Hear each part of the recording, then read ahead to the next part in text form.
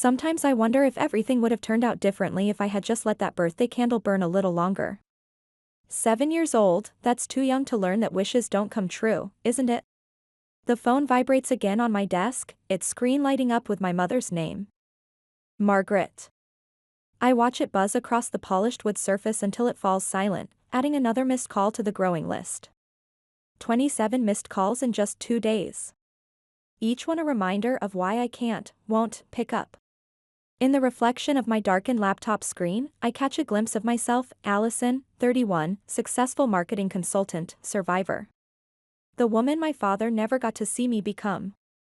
My fingers unconsciously trace the edge of the frame holding his last photo, taken just hours before that fateful morning. The memories flood back, not the recent ones, the angry voicemails, the manipulative texts, the tearful pleading, but something older, deeper. That morning. My 7th birthday party. The day that taught me some candles should never have been lit at all. I close my eyes, and suddenly I'm there again. The sweet aroma of Dad's special birthday pancakes filling our suburban kitchen, his humming mixing with the sizzle of butter on the griddle. He always shaped them into funny faces that made me giggle, adding chocolate chips for eyes and whipped cream for hair. "Princess," he called out, waving his spatula like a magic wand, "come help your old man create these masterpieces." I remember jumping off the couch, leaving behind my favorite stuffed bunny, the one that would later become my only companion during those long, lonely nights after everything changed. That's when it happened. The spatula clattered to the floor, the sound somehow louder than it should have been. I still hear it in my nightmares, that metallic clang followed by the heavy thud of my father's body hitting the kitchen tiles. "Daddy." My voice sounded small, confused. He was clutching his chest, his face twisted in pain. "Daddy, is this part of the game?" The rest is a blur of ambulance sirens, hospital corridors, and my mother's mascara-stained tears. Just like that, my father was gone, leaving behind a half-finished birthday pancake with a lopsided smile and a daughter who would spend the next 24 years learning that family isn't always what it seems. Mom didn't cry for long though. That should have been my first warning sign, but at 7, what did I know about grief? Within months, she met David at some community support group for widowed parents. He seemed nice enough, tall, with kind eyes and a gentle smile that reminded me a bit of Dad. The owner of a successful construction company, stable, reliable. Everything a single mother could want. I was trying to adjust to having a new father figure when Mom dropped another bombshell: she was pregnant. I remember her face glowing with excitement as she told me I was going to be a big sister. "This is a blessing, Allison," she said, her hands resting on her barely visible bump. "A chance for us to be a real family again. A real family." As if what we had before wasn't real enough. I was 9 when Brian was born, and that's when everything truly changed. That's when I learned that in some families, love isn't divided equally, it's redistributed. Mom quit her job as an elementary school teacher, declaring that Brian needed her. "These early years are crucial for a child's development," she'd say whenever anyone questioned her decision. I wanted to ask about my early years, about whether they hadn't been crucial too. But the words stuck in my throat, forming a lump that would grow larger with each passing year, with each forgotten lunch, each missed parent-teacher conference, each birthday celebrated as an afterthought. Instead, I watched as Mom's world gradually shrank until it revolved entirely around Brian. She'd forget to pack my lunch for school, then act surprised when I mentioned being hungry at dinner. "Oh, I'm sorry, sweetie," she'd say distractedly, already turning back to Brian. "I was so busy with Brian's doctor's appointment today."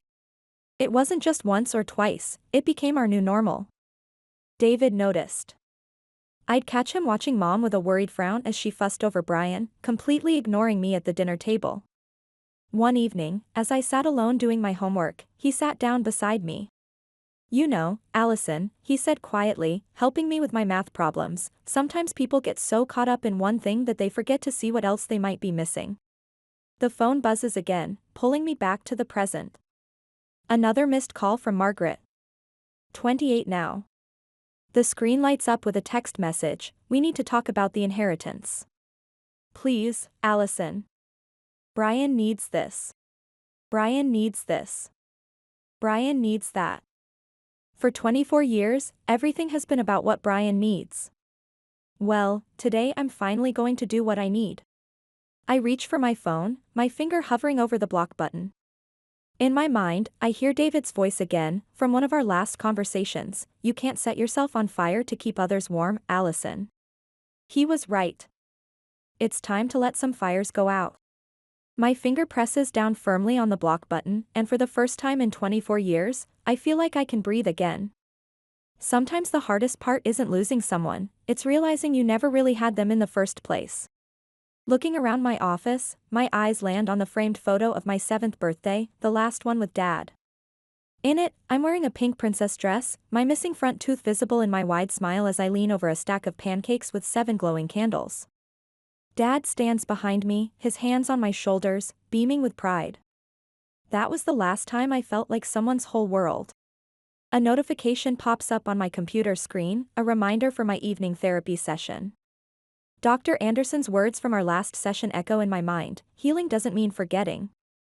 It means learning to live with the memories without letting them control your future. I close my laptop, gathering my things to leave.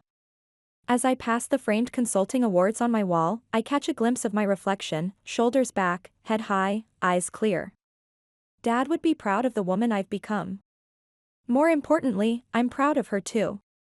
Tomorrow, I'll start looking for a house of my own. But tonight, I think I'll make myself some pancakes. And this time, I'll get to choose what shape they take. The next morning, my office phone rings just as I'm reviewing quarterly reports. The familiar extension makes my heart skip a beat. Human Resources. Ms. Parker? Could you come down to conference room B? There's someone here insisting on seeing you. My blood runs cold. What's their name? She says she's your mother. Margaret Parker? She's quite persistent. And there's a young man with her, says he's your brother. Brian. Here. At my workplace. My fingers curl into fists beneath my desk. The walk to conference room B feels like walking through quicksand. Through the glass walls, I see them, Mom in her perfectly pressed designer suit, pearls gleaming at her throat, and Brian, slouched in a chair, eyes glued to his phone. Some things never change. Allison, Mom stands as I enter, arms outstretched as if the last 24 years of emotional manipulation never happened. Darling, we need to talk about David. My heart races. Is he okay? Oh, he's fine, Brian mutters without looking up. For now. The threat in his voice is unmistakable. I keep my distance, positioning myself near the door. What's this about? Mom pulls out a folder, sliding it across the conference table. David's been making some concerning decisions at the company. Decisions that affect our family's future. The company is David's, I say firmly. He built it from the ground up. Brian finally looks up, his eyes narrowed. With Dad's investment. Or did you forget where the startup money came from? I hadn't forgotten. How could I? The story of how Dad had believed in David's vision, had invested his savings to help him start the construction company, it was part of our family lore. David's considering retiring, Mom says, her voice honey-sweet but her eyes sharp. He wants to sell the company. To me, I realize, the pieces clicking into place. He's planning to sell it to me. Over my dead body. Brian slams his hand on the table, making me jump. That company should be mine. I'm the son. The son who's never worked a day in his life. I can't keep the bitterness from my voice. Who dropped out of college? Who refuses every opportunity David offers? Because he offers them to you first. Brian stands, towering over me. Everything always goes to you. His attention, his praise, his stupid father-daughter lunches. Enough. Mom's voice cracks like a whip. This isn't helping. She turns to me, her expression softening into something that might look like maternal concern to an outsider. Allison, honey, we're worried about David. He's not thinking clearly. The stress of running the company, it's affecting his judgment. His judgment seems perfectly clear to me. Does it? She opens the folder, spreading out documents. Look at these decisions he's made. Pushing Brian out of board meetings. Canceling his corporate credit card. Setting up that trust fund for you. Wait, I interrupt. How do you even have these documents? Mom falters for just a moment, but it's enough. My stomach drops as understanding dawns. You've been going through his office. His private papers. We had to. Brian explodes. He's trying to cut me out. His own son. Stepson, I correct automatically, then regret it as his face darkens. At least I live at home. At least I'm there for family dinners, holidays, whenever they need me. Where are you? Running around with your fancy consulting job, your expensive apartment, my own life. I cut in. Yes, Brian, I have my own life.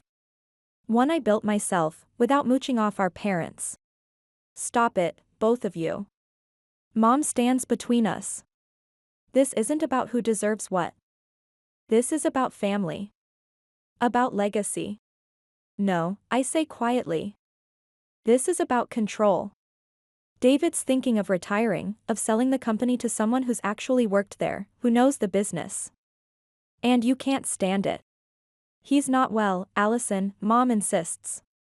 He needs guidance. Family support. If you really cared about him, you'd help us convince him. To what? Hand everything over to Brian? Watch his life's work be run into the ground. I have plans. Brian shouts. Big plans. But he won't even listen. Because your big plans involve selling off assets to fund your gaming addiction. The silence that follows is deafening. Brian's face goes red, then white. Mom's hands flutter to her pearls. How dare you, she whispers. How dare you speak to your brother that way? How dare I speak the truth?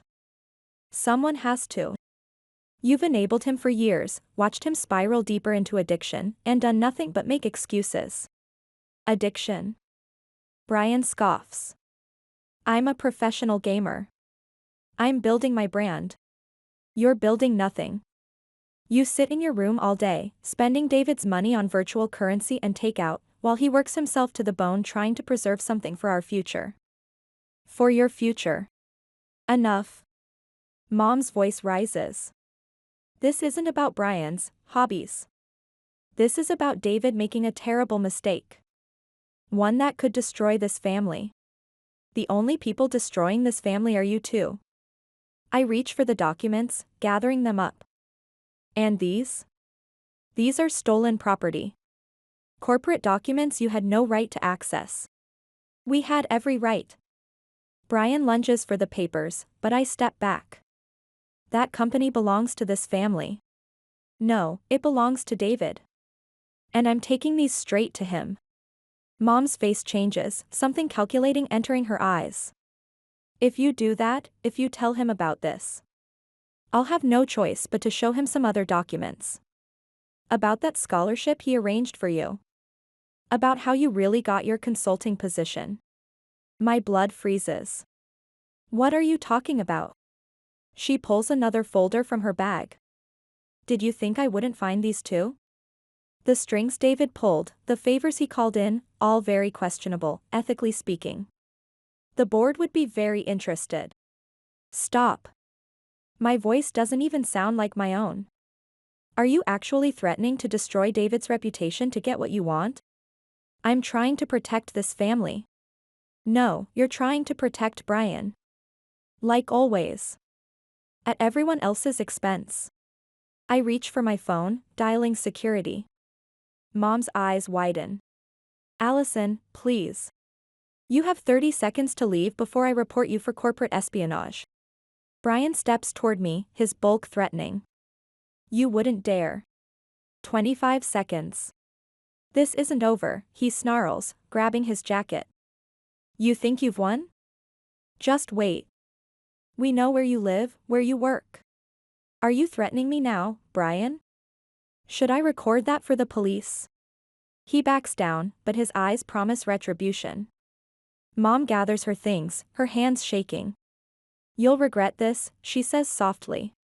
When David sees those scholarship documents. Show him. I surprise myself with how calm I sound. Show him everything. Because I have nothing to hide. Every scholarship, every position, I earned them. Did David help? Maybe. Did he break any laws? No. But you. I hold up the stolen documents. This is criminal. They leave, Brian shooting me one last venomous look. I wait until they're gone before allowing myself to shake, to feel the full weight of what just happened. My phone buzzes, a text from David, missed you at lunch today. Everything okay? I look at the stolen documents in my hands, evidence of how far my mother and brother will go to get what they want. Evidence of how much they must have been monitoring David, manipulating situations behind the scenes. Actually, I text back, we need to talk. Are you free now? Always for you, kiddo. My office. No, I respond, thinking of Mom's confession about going through his office. Let's meet somewhere else. Somewhere private. I gather my things, telling my assistant I'll be out for the rest of the day. As I drive to meet David, my hand still shaking slightly on the steering wheel, I realize something that makes me laugh despite everything. They thought they were threatening me with those scholarship documents. But I've kept every email, every letter, every piece of paper showing exactly how those opportunities were earned. David taught me that, document everything. Keep clean records. Never take shortcuts. He was preparing me, even then. He knew this day might come. My phone keeps buzzing, texts from unknown numbers. Flying monkeys, no doubt, recruited by Mom and Brian to guilt me into compliance. I block each one without reading them. As I pull into the parking lot of the quiet cafe where I'm meeting David, I feel something I haven't felt in years, ready. Ready to fight back. Ready to protect not just myself, but the one parent who's truly been there for me. The bell chimes as I push open the cafe door, the stolen documents heavy in my bag. It's time to show David exactly what his wife and stepson have been up to. Time to finally expose the rot at the heart of our family. Some fires, I realize, don't need to be put out. Some need to burn until everything corrupt has been consumed, leaving room for something new, something stronger, to grow from the ashes. The cafe meeting with David changed everything. Not because of what I showed him, the stolen documents, the evidence of Margaret and Brian's schemes, but because of what happened right after. I already knew, he said quietly, stirring his untouched coffee. About the office break-ins, the document theft, even their plans to contest my eventual succession plans. You knew? But why didn't you? Stop them? Call them out? He smiled sadly. Because sometimes you need to let people show their true colors. Not just to you, but to themselves. Before I could respond, his hand clutched his chest. The coffee cup clattered to the floor. Everything after that became a blur of ambulance sirens and hospital corridors. History repeating itself in the cruelest way possible. That was 3 days ago. Now I'm standing in David's hospital room, watching the steady rise and fall of his chest, the rhythmic beeping of monitors my only company. The doctors call it a moderate cardiac event. With proper care and reduced stress, they say, he should recover. Should. My phone buzzes, another text from Brian, this is your fault. If you hadn't upset him with your accusations. I block the number before finishing the message, but my hands are shaking. Because part of me wonders if he's right. A soft knock at the door makes me turn. It's Vanessa, Brian's fiancée, looking unusually subdued without her usual heavy makeup and flashy clothes. Brian sent me, she says, fidgeting with her purse strap. He wants to know his father's condition. Tell him to come himself. He can't. Your mother got a temporary restraining order. Says you threatened them during that office meeting? I laugh, a harsh sound in the quiet room. Of course she did. Anything to play the victim. Vanessa shifts uncomfortably. Look, I know we're not friends. But there's something you should know. About the night before David's, before this happened. My attention sharpens. What about it? Brian came home really late. He was upset, talking about how he'd fixed everything. How David would have to listen now. I thought he was just drunk, but then I found these in his desk drawer. She pulls out a small orange bottle. Prescription medication. David's heart medication. I think he might have taken them from David's office to prove some kind of point about him being unfit to run the company. The world tilts sideways. I grab the bed rail to steady myself. Are you saying Brian might have? I don't know. Vanessa's voice rises, then drops as a nurse passes by. I don't know what he did with them. But he's been different lately. Angry. Obsessed with the company, with proving himself. And your mother, she encourages it. Says he's finally showing initiative. I stare at the pill bottle, my mind racing. Why are you telling me this? Because I'm scared. Her carefully maintained facade cracks. Brian's not sleeping. He sits up all night playing those war strategy games, talking about taking back what's his. And your mother, she's always there, whispering in his ear about family loyalty and birthrights. It's like watching someone being radicalized in slow motion. A machine beeps, making us both jump. David stirs but doesn't wake. Take it, Vanessa pushes the bottle into my hands. Do whatever you need to do. But please, get him help. Before he does something worse. She leaves before I can respond, her expensive heels clicking down the hospital corridor. I look at the pill bottle in my hands, then at David's peaceful face. My father died of a heart attack when I was 7. Now David lies in a hospital bed, his heart betrayed not by nature, but possibly by his own stepson. My phone buzzes again, a text from an unknown number. Mom. Hope you're happy now. Your accusations drove David to this. But don't worry, I'm taking care of everything. The company, the legal paperwork, everything. You just focus on your career. It's what you're good at, isn't it? Putting yourself first. Another text follows immediately. By the way, I found some interesting documents in David's home office. About your consulting firm's contracts with his company.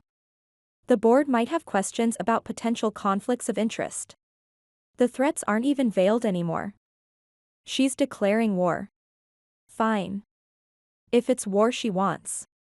I call my lawyer, then the police. As I explain about the stolen medication, the possible tampering, I feel something inside me harden. No more playing nice. No more family loyalty at the expense of justice. The next 48 hours pass in a whirlwind. Police interviewing hospital staff. Security footage being reviewed. Brian being brought in for questioning. And then, the bombshell. We found evidence of systematic theft, the detective tells me. Not just medication. Company documents, financial records, even David's personal emails, all accessed and copied from his home office computer. And get this, the access timestamps? They go back months. Someone's been planning this for a long time. My mother, I say quietly. She's been preparing for David's retirement. Building a case to contest whatever decisions he makes. Well, she built something all right. A pretty solid case against herself. Corporate espionage, theft of medical prescriptions, conspiracy.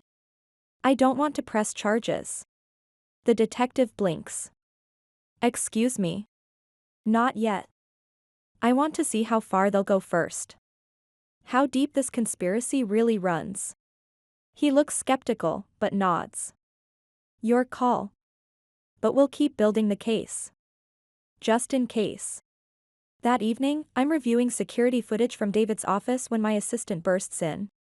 Ms. Parker. You need to see this. She pulls up a live stream on her tablet. It's Brian, clearly drunk, broadcasting from what looks like David's home office.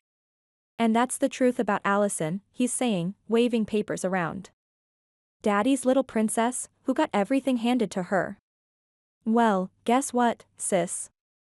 I found the real documents. About how you got your job, your clients, everything. Time for the world to know what a fraud you are. Comments are flooding in, mostly from his gaming followers. Some are already spreading screenshots, tagging my company, my clients. I should be panicking.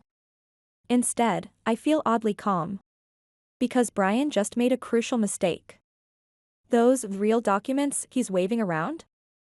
They're part of the evidence trail we've been building. And he's live streaming his possession of stolen corporate documents to thousands of witnesses.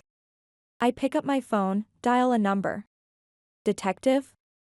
Remember when I said I didn't want to press charges yet? I've changed my mind. What happens next plays out like a scene from a movie. Police arriving at David's house, catching Brian literally red-handed with stolen documents. Mom showing up minutes later, all righteous indignation until they find her purse full of copied files and David's missing USB drives. The look on her face when they put her in handcuffs, it's something I'll never forget.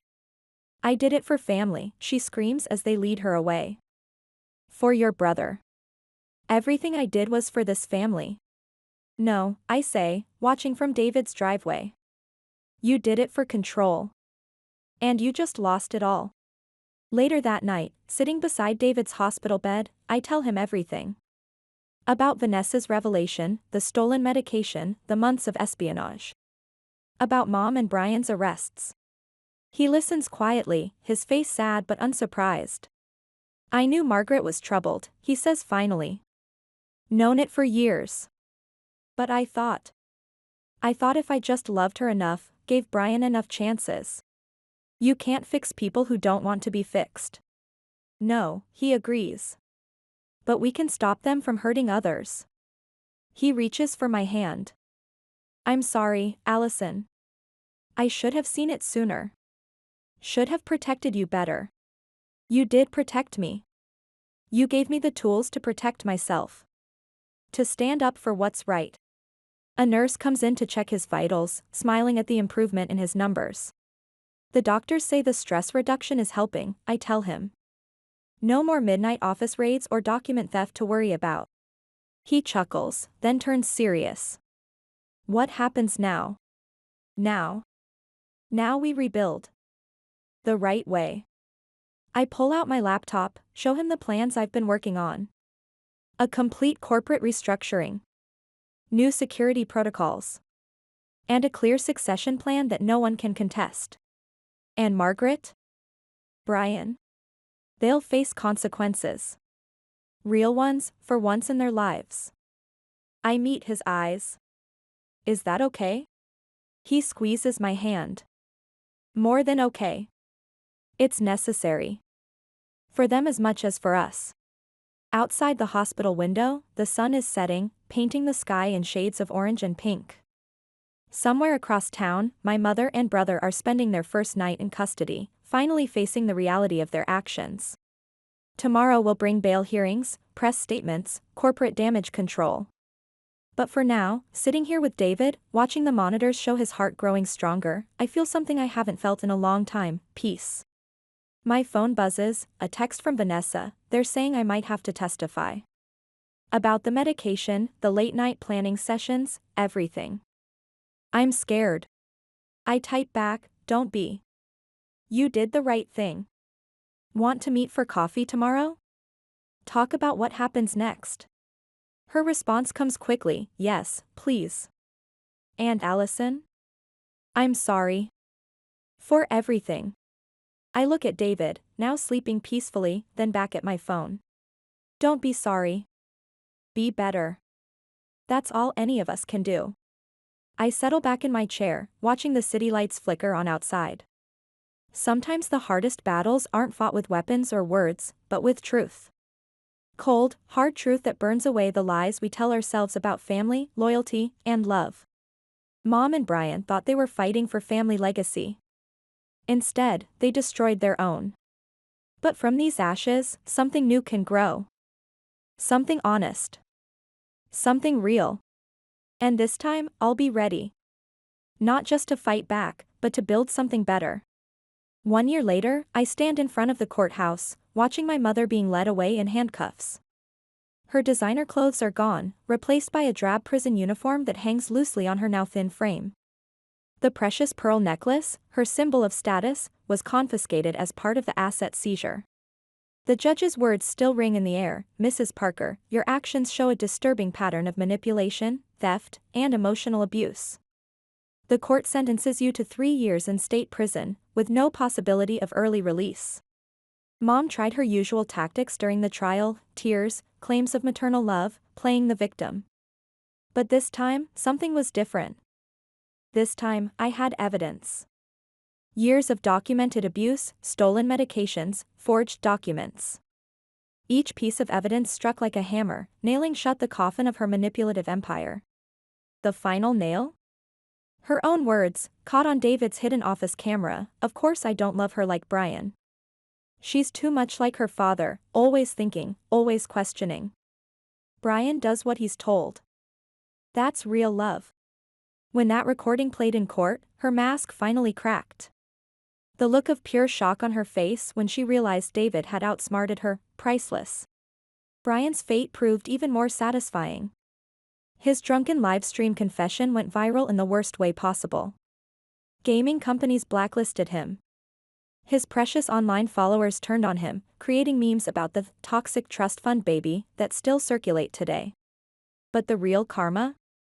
His beloved gaming equipment, all bought with David's money, was seized as evidence. The police found proof he'd been selling company secrets on the dark web to fund his gaming addiction. Now he's facing 5 years in prison, with no video games allowed. I heard he had a complete meltdown during booking when they told him he couldn't keep his phone. Apparently, he tried to claim he'd die without his streaming career. The officers just laughed. Vanessa jumped ship the moment the handcuffs came out, taking what was left of Brian's savings with her. Last I heard, she's dating a Miami real estate developer and living her best life, according to Instagram. At least she had the sense to turn state's evidence. Mom's precious mansion? Sold to pay restitution. Her designer wardrobe? Gone. Her social standing? Destroyed. The same country club friends she used to gossip with now pretend not to know her. I drive home from the courthouse in my new car, nothing too flashy, just reliable and paid for with honest work. The house James and I bought sits on a quiet street, with a garden I tend myself in, a kitchen that always smells like fresh coffee and baked goods. James, one of David's trusted project managers, became my strength through all of this. While Mom and Brian plotted their schemes, he was there with coffee, terrible construction puns, and quiet understanding. We fell in love naturally, his steady presence a perfect contrast to my family's chaos. David visits every Sunday for brunch. He's healthier than ever now that Mom's toxic presence is gone. We make pancakes together, experimenting with different toppings and laughing about old memories. The local news loves running updates on the family business betrayal story. Each new article shows Mom looking more haggard, more defeated. Brian's latest prison photo shows him pale and twitching, his gaming withdrawal in full effect. But the best revenge? I'm happy. Truly, genuinely happy. James and I are expecting our first child, a girl. We'll name her after my father, the man who taught me about love through pancakes and silly faces. David will be her godfather, of course. Last week, Mom sent a letter from prison, begging for forgiveness, claiming she's changed. I used it to light the grill for our neighborhood barbecue. Some people don't deserve second chances. Mom's prison sentence includes mandatory therapy. Her therapist reported she's finally showing signs of realizing the damage she's done. Too little, too late. Brian's gaming withdrawal symptoms were so severe he had to be put in the prison infirmary. Apparently, he keeps begging for just one more game. Meanwhile, I'm planning a baby shower, tending my garden, and building a life filled with honest love and real happiness. Every morning, I make breakfast in my sunny kitchen, thinking of Dad's pancake lessons. Wait for the bubbles before you flip, princess. He was right. I waited. I watched the truth bubble to the surface. And when the time was right, I flipped their whole world upside down. The best part? I get to live happily ever after, while they live with the consequences of their choices. Sometimes justice tastes even sweeter than pancakes.